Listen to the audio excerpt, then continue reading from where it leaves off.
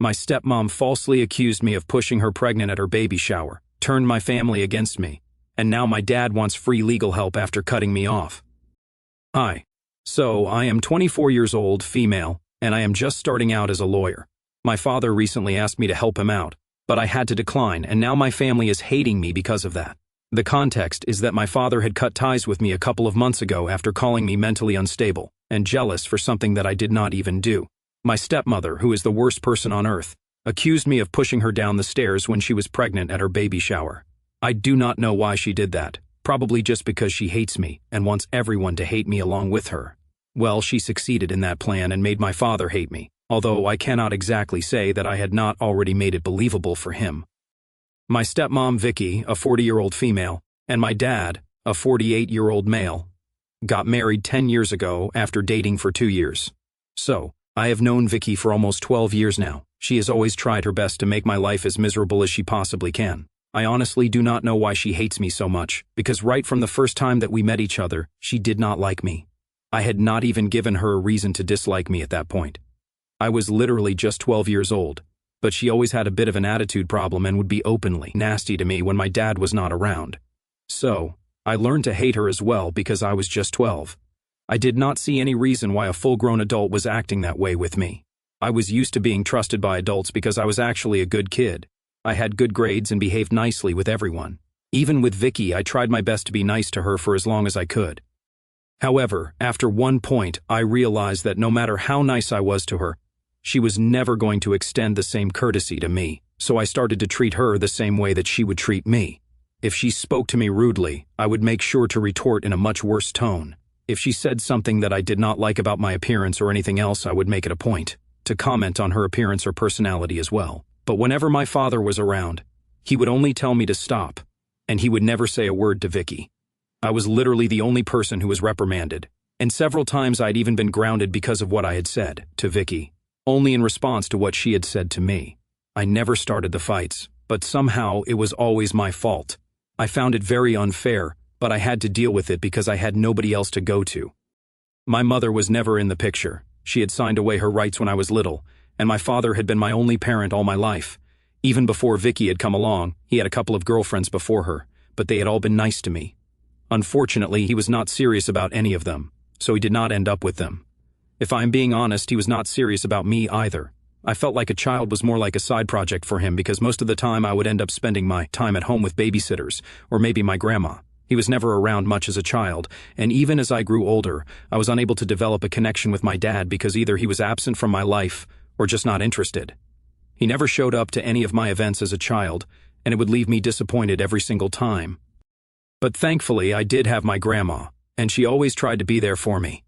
I lost her a couple of years into high school, and I was very upset about it for a very long time.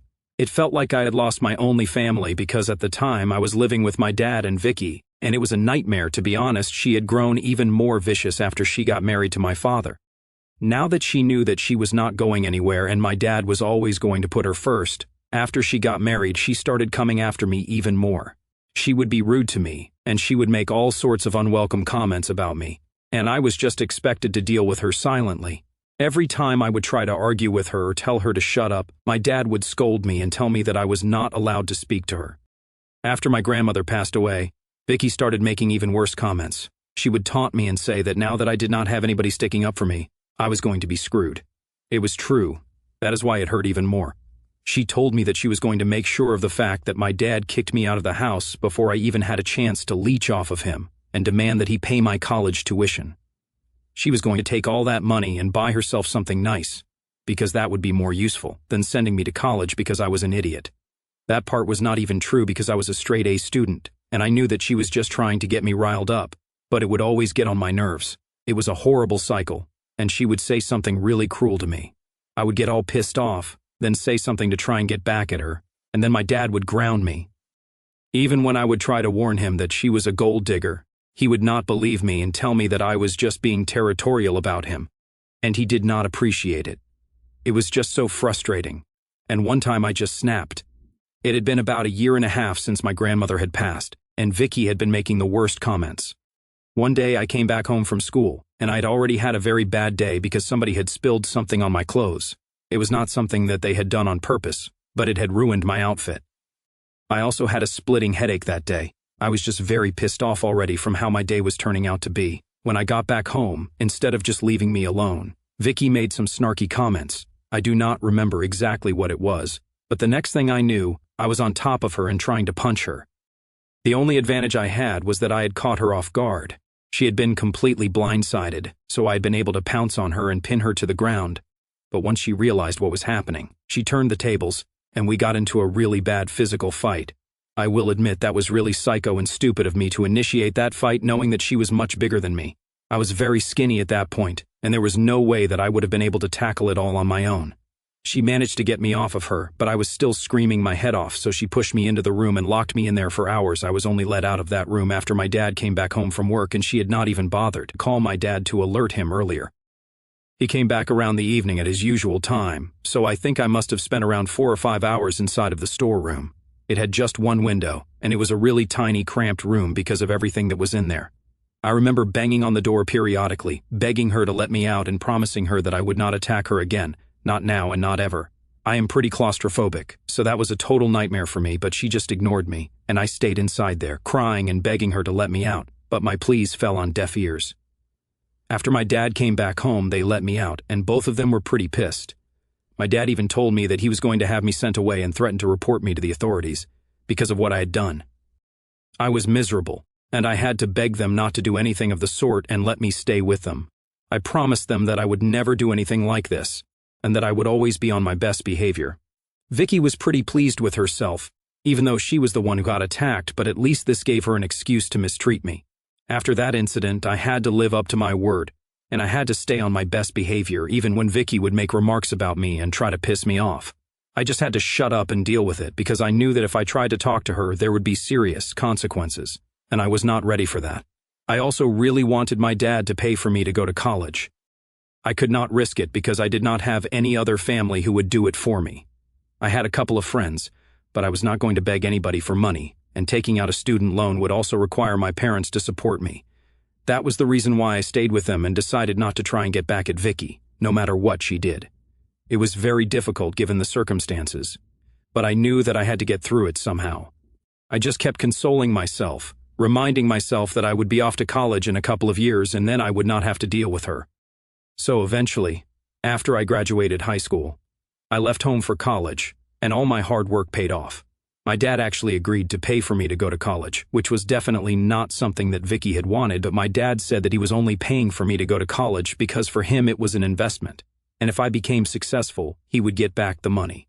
He knew that I was going to study law, and lawyers earn pretty well, so he was not worried about me being able to get a job and pay him the money back at some point.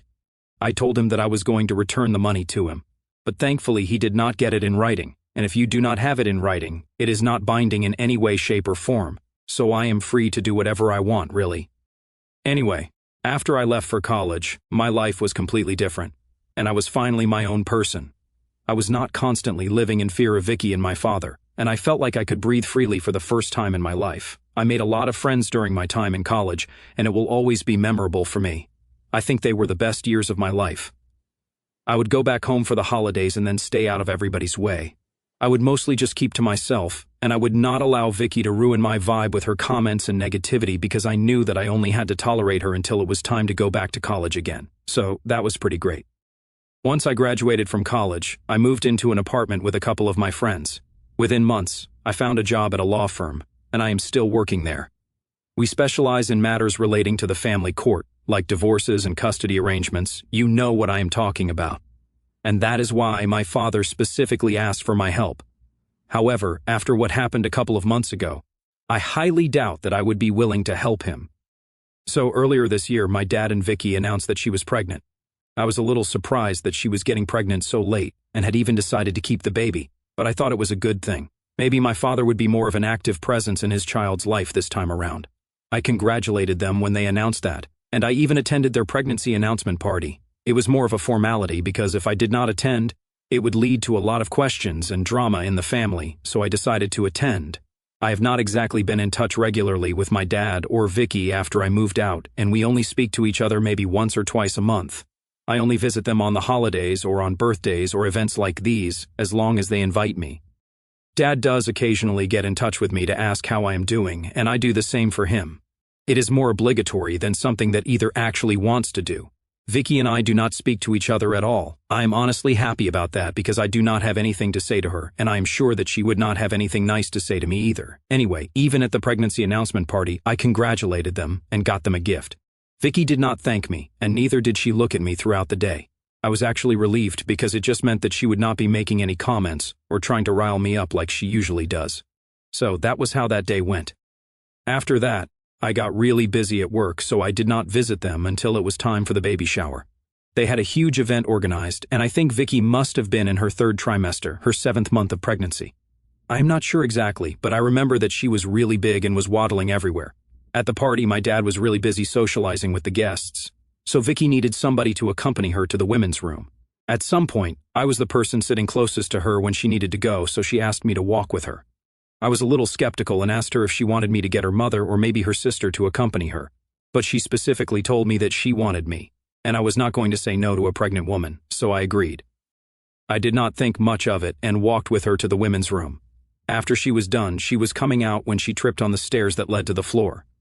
The women's room had a tiny little staircase with 5 steps leading up to the door, and that is where she tripped and almost fell, but I intervened just in time and prevented her from falling. I thought that she was going to thank me, but instead of that, she started screaming at me and asked me if I was crazy. I knew that she was doing this on purpose because I was standing in front of her and there was no way that I could have pushed her or caused her to trip, even if I had wanted to. And the look on her face told me that she was doing this on purpose. She was screaming at me to draw attention to us. It worked.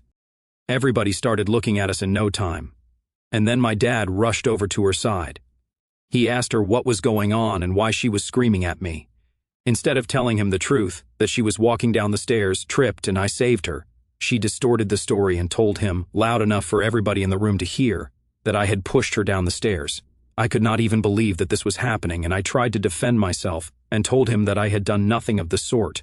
I told him that he could check the security footage if he did not believe me, but unfortunately that area was a blind spot, and there was no proof, so it was just her word against mine.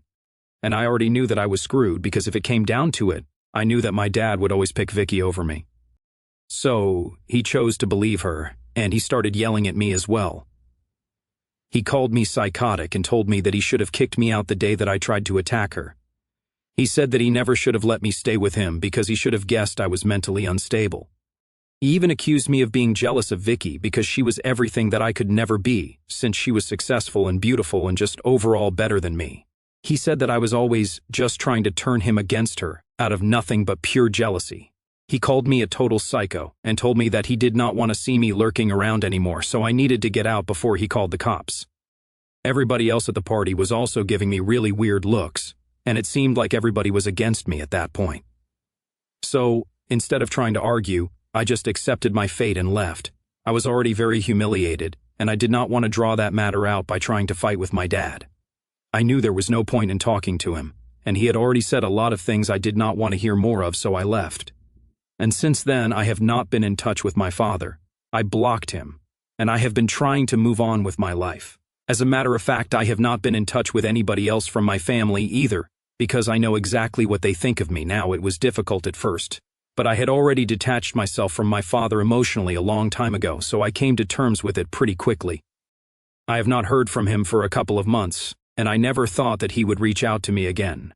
But 1 week ago, he called me from a different number and told me that he needed my help. I could not imagine what he would require my help for, and I was curious to know, so I agreed to meet him for lunch one day. When we met, he seemed very upset about something, and after I spoke to him, I understood. Apparently, he had begun to suspect that the baby was not his soon after Vicky gave birth. It was the skin color and features that gave it away because the baby was slightly darker and did not look Caucasian.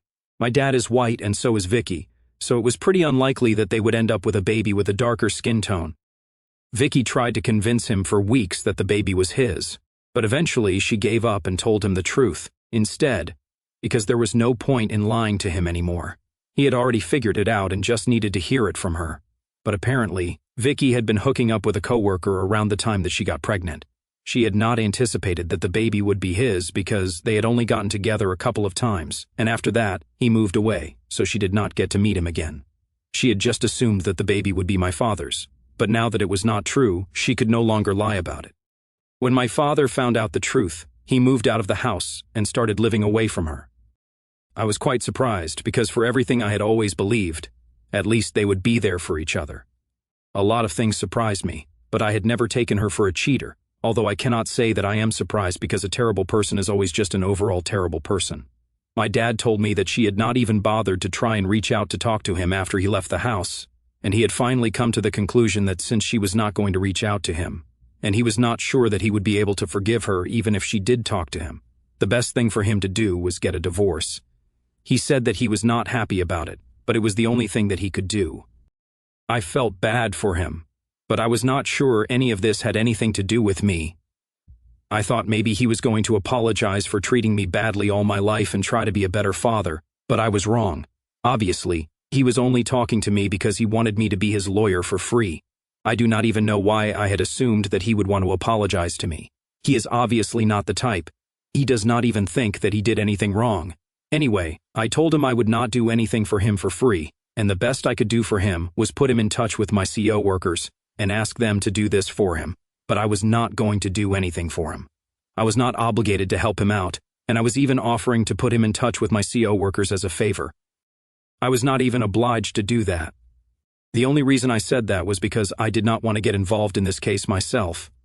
I told him that I was not willing to get involved and wished him luck, but he actually got upset with me. He started fighting with me at the restaurant where we were having lunch that day and started accusing me of being ungrateful and told me that I was being a brat. I thought it was really unfair of him to accuse me of any of that because he had treated me really badly all my life and had never bothered to build a relationship with me. He had even gone to the extent of calling me mentally unstable and jealous of Vicky, so I had no reason to help him at this point. The only reason he approached me was because he thought I was going to do something for him for free. He then reminded me that he had been the one who had paid for me to get my degree, so I owed this to him. And then I decided to remind him that he had only agreed to do so because he thought that I was going to pay him back. So it was not as if he was doing me a favor. He literally demanded that I help him out, but I just laughed in his face and walked out of the restaurant. Since then, he and my family have been relentlessly trying to get me to talk to him and keep trying to guilt-trip me and manipulate me into helping him out. I do not even understand what to do right now for refusing to help my father for free after he cut me off and chose to believe my stepmom instead. Update 1. Hey, so I have decided to cut my father off and also block all my relatives. It was getting way too toxic for me, and they were constantly trying to pressure me into agreeing to help my father out.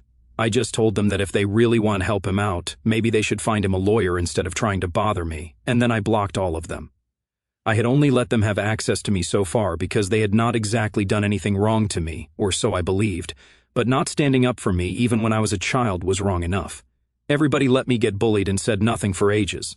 But now that my father is getting screwed over, everybody has something to say about it, and they want to defend him. Double standards on another level altogether. But anyway, that is none of my business now, and I just do not care about any of this. I want to continue working peacefully, and I just hope that they stay out of my life now. Update 2. I heard from my cousin, who I am still on good terms with, that my father has initiated a divorce, and he is going with one of the top divorce lawyers in the country. I know it is going to be expensive, so I cannot even understand why he would want to get it done for free. He has the money, he was just not willing to spend it and thought that if he could get my services for free, there would be nothing better than that. He did not even apologize for anything, and he thought I would just let him walk all over me. Well, I earn my own money now, and I do not depend on him for anything, so I am not going to be a doormat for him. Honestly, I am kind of glad that this is happening to him and Vicky because after the way that they have been treating me my entire life, they totally deserve it. In fact, I'm going to say it, they totally deserve each other as well. They are a match made in heaven. Update 3. Well, from what I have just heard, apparently the divorce is not happening anymore. My dad initiated a divorce about 2 weeks ago, and suddenly my cousin just reached out to me to let me know that they have decided to work on their marriage and try to get through this. They have canceled the divorce proceedings and are looking for a marriage counselor. I could not even stop laughing when I heard that because, oh my God, that is so ridiculous. I cannot imagine a self-respecting man who would stay with a woman like that. But I guess my dad does not really have any self-respect. I am just really happy that my cousin is on my side because otherwise, I would not be getting any of the tea from my family. Apparently, I am one of their favorite topics because they constantly keep talking about how ungrateful I am and how I did my father dirty. Nobody deserves a daughter like me, at least not somebody like my father. I agree with them. They certainly do not deserve somebody like me. Update 4. So, it has been almost 1 year since I last spoke to my father, and I have not had any interaction with him since then. From what I know, they have moved away and are raising their son with the help of Vicky and her family. They have relocated to Missouri to have a fresh start, and I'm really happy because this just means that they are far away from me. I recently received my first promotion, and my life is going pretty well. I have not been in touch with anybody from my family except for my cousin. I started dating one of my CO workers, and things are going to develop with him. It has been 6 months, and I feel like we are meant to be already. We have had a discussion about this, and he also feels the same way towards me, so I know that this is not one-sided. This is the first time I actually felt loved by somebody, and I feel giddy even talking about this, but I am just really happy. It honestly feels like as soon as my dad and Vicky left the state, things started getting better for me. My career is going great, I have a steady boyfriend, and I have friends who love me. Maybe I do not have a family, but my cousin is enough for me. Honestly, I am doing really well, and that is all I have to say. Thank you so much for showing so much concern about my situation and asking for updates even 1 year later. It just goes to show how sometimes people you do not even know care more about you than your own family. Thank you so much for all the support you guys have sent to me. I will never forget about any of this.